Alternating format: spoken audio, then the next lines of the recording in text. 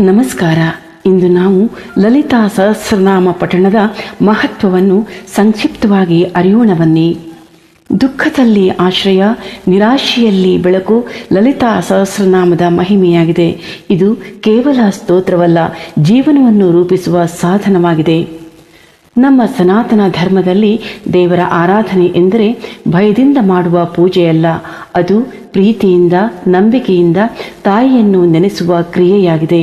ಆ ಮಾತೃಭಾವದ ಪರಮ ರೂಪವೇ ಶ್ರೀ ಲಲಿತಾ ತ್ರಿಪುರ ಸುಂದರಿ. ಅವಳು ಶಕ್ತಿ, ಸೌಂದರ್ಯ, ಜ್ಞಾನ, ಕರುಣೆ ಮತ್ತು ಐಶ್ವರ್ಯ ಎಲ್ಲವನ್ನೂ ಒಂದೇ ರೂಪದಲ್ಲಿ ಒಳಗೊಂಡ ಮಹಾಮಾತೆಯಾಗಿದ್ದಾಳೆ. ಅಂತಹ ತಾಯಿಯನ್ನು ಸಾವಿರ ನಾಮಗಳಿಂದ ಆರಾಧಿಸುವ ದಿವ್ಯ ಮಾರ್ಗವೇ ಲಲಿತಾ ಸಹಸ್ರನಾಮ ಪಠಣ. ಇದು ಕೇವಲ ಶ್ಲೋಕಗಳ ಪಠಣವಲ್ಲ, ಇದು ಮನಸ್ಸನ್ನು ಶುದ್ಧಗೊಳಿಸುವ ಸಾಧನೆ, ಆಂತರಿಕ ಶಕ್ತಿಯನ್ನು ಜಾಗೃತಗೊಳಿಸುವ ಉಪಾಸನೆಯಾಗಿದೆ ಮತ್ತು ಜೀವನಕ್ಕೆ ದಿಕ್ಕು ತೋರಿಸುವ ತಾಯಿಯ ಕೈ ಹಿಡಿತವಾಗಿದೆ. ಲಲಿತಾ ಸಹಸ್ರನಾಮವು ಬ್ರಹ್ಮಾಂಡ ಪುರಾಣದ ಅಮೂಲ್ಯ ಭಾಗವಾಗಿದೆ.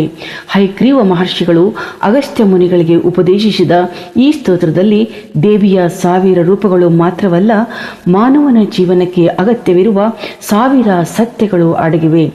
ಪ್ರತಿಯೊಂದು ನಾಮವು ದೇವಿಯ ಒಂದು ಗುಣವನ್ನು ಮಾತ್ರವಲ್ಲ, ನಮ್ಮೊಳಗಿನ ಒಂದು ದೌರ್ಬಲ್ಯವನ್ನು ದೂರ ಮಾಡುವ ಶಕ್ತಿಯನ್ನು ಹೊಂದಿದೆ. ಶ್ರೀಮಾತಾ ಶಿವಶಕ್ತೈಕ ರೂಪಿಣಿ, ರಾಜರಾಜೇಶ್ವರಿ, ಕರುಣಾರಸ ಸಾಗರ ಇಂತಹ ನಾಮಗಳನ್ನು ಉಚ್ಚರಿಸುವಾಗ ಭಕ್ತನ ಮನಸ್ಸು ನಿಧಾನವಾಗಿ ಶುದ್ಧವಾಗುತ್ತಾ ಹೋಗುತ್ತದೆ. ಹೊರಗಿನ ಜಗತ್ತು ಬದಲಾಗದೇ ಇದ್ದರೂ ನಮ್ಮ ಒಳಗಿನ ದೃಷ್ಟಿ ಬದಲಾಗುತ್ತದೆ. ಅದೇ ಲಲಿತಾ ಸಹಸ್ರನಾಮದ ದೊಡ್ಡ ಮಹತ್ವವಾಗಿದೆ. ನಿತ್ಯ ಲಲಿತಾ ಸಹಸ್ರನಾಮ ಪಠಣ ಮಾಡುವವರಿಗೆ ಮೊದಲನೇದಾಗಿ ಕಾಣಿಸುವ ಫಲವೇ ಮಾನಸಿಕ ಶಾಂತಿ. ಇಂದಿನ ಜೀವನದಲ್ಲಿ ಎಲ್ಲವೂ ಇದ್ದರೂ ಮನಸ್ಸಿಗೆ ನೆಮ್ಮದಿ ಇಲ್ಲ. ಭಯ, ಚಿಂತೆ, ಅಶಾಂತಿ, ನಿರಾಶೆ ಇವೆಲ್ಲವೂ ನಮ್ಮನ್ನು ಒಳಗಿನಿಂದ ಕಾಡುತ್ತಿರುತ್ತವೆ. ಆದರೆ ಪ್ರತಿದಿನ ಸ್ವಲ್ಪ ಸಮಯ ತಾಯಿಯ ನಾಮಸ್ಮರಣೆಗೆ ಕೊಟ್ಟಾಗ ಮನಸ್ಸು ನಿಧಾನವಾಗಿ ಹಗುರವಾಗುತ್ತದೆ. ತಾಯಿಯ ನಾಮಗಳು ಮನಸ್ಸಿನ ಮೇಲೆ ಮೃದುವಾದ ಔಷಧಿಯಂತೆ ಕೆಲಸ ಮಾಡುತ್ತವೆ. ಈ ಪಠಣದಿಂದ ಮಹಿಳೆಯರಲ್ಲಿ ವಿಶೇಷವಾಗಿ ಆತ್ಮವಿಶ್ವಾಸ, ಸಹನೆ ಮತ್ತು ಒಳಗಿನ ಶಕ್ತಿ ಜಾಗೃತವಾಗುತ್ತದೆ.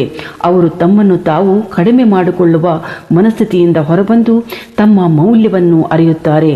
ಪುರುಷರಲ್ಲಿ ಸಹ ಈ ಸ್ತೋತ್ರವು ಕಠಿಣತೆಯನ್ನು ಕಡಿಮೆ ಮಾಡಿ ಕರುಣೆ, ಸಂಯಮ ಮತ್ತು ಸಮತೋಲನವನ್ನು ಬೆಳೆಸುತ್ತದೆ. ಲಲಿತಾ ಸಹಸ್ರನಾಮ ಪಠಣವು ಕರ್ಮ ಬಂಧನವನ್ನು ಕ್ಷೀಣಗೊಳಿಸುವ ಶಕ್ತಿಯನ್ನು ಹೊಂದಿದೆ ಎಂದು ಶಾಸ್ತ್ರಗಳು ಹೇಳುತ್ತವೆ. ಜೀವನದಲ್ಲಿ ಎದುರಾಗುವ ಅನೇಕ ಕಷ್ಟಗಳು, ಅಡೆತಡೆಗಳು, ಕಾರಣವೇ ಗೊತ್ತಾಗದ ನೋವುಗಳು ಇವೆಲ್ಲವೂ ಹಿಂದಿನ ಕರ್ಮಗಳ ಪ್ರತಿಫಲವಾಗಿರಬಹುದು. ತಾಯಿಯ ನಾಮಸ್ಮರಣೆ ಆ ಕರ್ಮಗಳ ತೀವ್ರತೆಯನ್ನು ಕಡಿಮೆ ಮಾಡಿ ಕಷ್ಟಗಳನ್ನು ಸಹಿಸಿಕೊಳ್ಳುವ ಶಕ್ತಿಯನ್ನು ನೀಡುತ್ತದೆ. ಕೆಲವೊಮ್ಮೆ ಸಮಸ್ಯೆಗಳು ಸಂಪೂರ್ಣವಾಗಿ ಪರಿಹಾರವಾಗದೇ ಇದ್ದರೂ ಅದನ್ನು ಎದುರಿಸುವ ಧೈರ್ಯ ನಮ್ಮೊಳಗೆ ಆಂತರಿಕವಾಗಿ ಹುಟ್ಟುತ್ತದೆ. ಅದೇ ತಾಯಿಯ ಕೃಪೆ. ಆರೋಗ್ಯ ದೃಷ್ಟಿಯಿಂದಲೂ ಈ ಪಠಣಕ್ಕೆ ಮಹತ್ವವಿದೆ. ಮಾನಸಿಕ ಒತ್ತಡವೇ ಅನೇಕ ರೋಗಗಳ ಮೂಲವಾಗಿದೆ. ಲಲಿತಾ ಸಹಸ್ರನಾಮ ಪಠಣದಿಂದ ಮನಸ್ಸು ಶಾಂತವಾಗುತ್ತಾ ಹೋಗುತ್ತದೆ. ಮನಸ್ಸು ಶಾಂತವಾದಾಗ ದೇಹವು ನಿಧಾನವಾಗಿ ಸಮತೋಲನಕ್ಕೆ ಬರುತ್ತದೆ. ನಿದ್ರೆ ಸರಿಯಾಗುತ್ತದೆ, ಆತಂಕ ಕಡಿಮೆಯಾಗುತ್ತದೆ, ಜೀವನದ ಮೇಲೆ ಒಳ್ಳೆಯ ದೃಷ್ಟಿಕೋನ ಬೆಳೆಯುತ್ತದೆ. ಬಹುತೇಕ ಜನರು ದೇವಿಯನ್ನು ಐಶ್ವರ್ಯಕ್ಕಾಗಿ ಮಾತ್ರ ಆರಾಧಿಸುತ್ತಾರೆ. ಆದರೆ ಲಲಿತಾ ಸಹಸ್ರನಾಮ ಹೇಳುವ ಐಶ್ವರ್ಯ ಎಂದರೆ ಕೇವಲ ಹಣವಲ್ಲ, ಅದು ಸಂತೃಪ್ತಿ, ಶಾಂತಿ, ಕುಟುಂಬದಲ್ಲಿ ಸಮಾಧಾನ ಮತ್ತು ಅಗತ್ಯವಾದಷ್ಟು ಸಂಪನ್ಮೂಲಗಳು. ತಾಯಿ ನಮಗೆ ಬೇಕಾದಷ್ಟು ಕೊಡುತ್ತಾಳೆ, ಆದರೆ ಅತಿಯಾದ ಆಸೆಯನ್ನು ಕಡಿಮೆ ಮಾಡುವ ಬುದ್ಧಿಯನ್ನೂ ಕೊಡುತ್ತಾಳೆ. ಅದೇ ನಿಜವಾದ ಶ್ರೀಮಂತಿಕೆ. ಈ ಸ್ತೋತ್ರದ ಅತಿದೊಡ್ಡ ಸೌಂದರ್ಯವೇನೆಂದರೆ ದೇವಿ ಇಲ್ಲಿ ಕಠಿಣ ನಿಯಮಗಳನ್ನು ವಿಧಿಸುವುದಿಲ್ಲ. ಶುದ್ಧ ಮನಸ್ಸು, ನಂಬಿಕೆ ಮತ್ತು ಸ್ವಲ್ಪ ಸಮಯ ಸಾಕು. ಎಲ್ಲ ಶ್ಲೋಕಗಳನ್ನು ಓದಲು ಆಗದಿದ್ದರೂ ಒಂದೆರಡು ನಾಮಗಳನ್ನು ಮನಪೂರ್ವಕವಾಗಿ ಭಕ್ತಿಯಿಂದ ಸ್ಮರಿಸಿದರೂ ತಾಯಿ ಸಂತೋಷವಾಗುತ್ತಾಳೆ, ಸಂತುಷ್ಟವಾಗುತ್ತಾಳೆ. ಭಕ್ತಿಗೆ ಗುಣವೇ ಮುಖ್ಯ, ವಿಧಾನ ಅಲ್ಲ. ಲಲಿತಾ ಸಹಸ್ರನಾಮ ಪಠಣವನ್ನು ಜೀವನದ ಭಾಗವಾಗಿಸಿಕೊಂಡವರಿಗೆ ದೇವಿ ದೂರವಿರುವುದಿಲ್ಲ.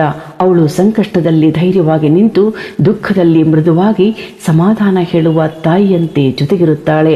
ಒಂಟಿತನದಲ್ಲಿ ಸಹ ಒಬ್ಬಳು ತಾಯಿ ನಮ್ಮೊಳಗೆ ಇರುವ ಅನುಭವ ಮಾಡುತ್ತದೆ. ಲಲಿತಾ ಸಹಸ್ರನಾಮವು ದೇವಿಯನ್ನು ಪಡೆಯುವ ಮಾರ್ಗವಲ್ಲ, ನಮ್ಮನ್ನು ನಾವೇ ಅರಿಯುವ ಮಾರ್ಗ. ಅದು ಶಕ್ತಿಯ ಸಾಧನೆ, ಭಕ್ತಿಯ ಸುಗಂಧ ಮತ್ತು ಜೀವನವನ್ನು ಸುಂದರಗೊಳಿಸುವ ಮಾತೃ ಕೃಪೆಯಾಗಿರುತ್ತದೆ. ಓಂ ಐಂ ಹ್ರೀಂ ಶ್ರೀಂ ಶ್ರೀಂ ಮಾತ್ರೈ ನಮಃ. ಎಲ್ಲರೂ ಕೂಡ ಲಲಿತಾ ಸಹಸ್ರನಾಮ ಸ್ತೋತ್ರವನ್ನು ಪಠಣ ಮಾಡಿ ಆ ದೇವಿಯ ದಿವ್ಯ ಕೃಪೆಗೆ ಪಾತ್ರರಾಗೋಣ ಅಂತ ಹೇಳ್ತಾ, thank you so much for watching and listening.